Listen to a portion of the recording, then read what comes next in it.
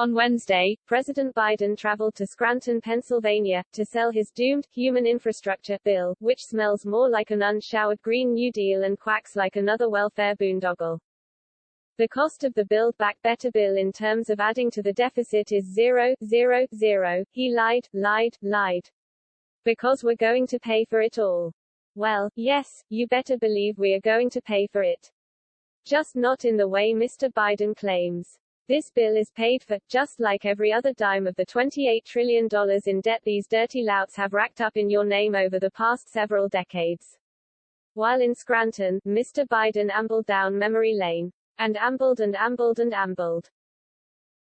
Old stuttering nicknames. Family law. Uncles in the kitchen. Grandmas and laced doilies at the dining room table. All fairly incomprehensible. He did manage to invoke just about every person in his family who ever died, just because that is what Joe Biden does when his chips are down. And he talked about how much he loves the federal government's disastrous and irrelevant Amtrak rail system.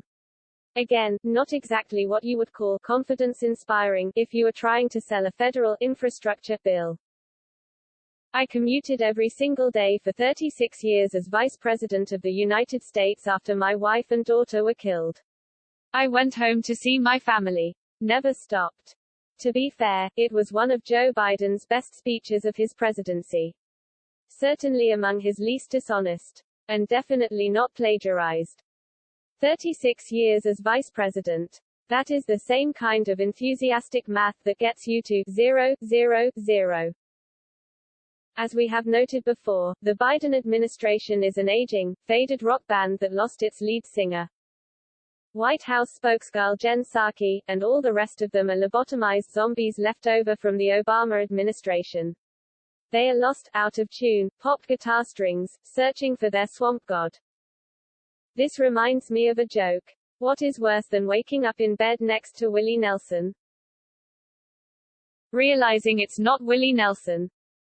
How exactly does this apply to the current political situation? Well, for all these wandering Obama zombies, they all went to bed with Barack Obama, only to wake up and realize they had actually spent the night with Joe Biden. And his diaper came loose in the bed.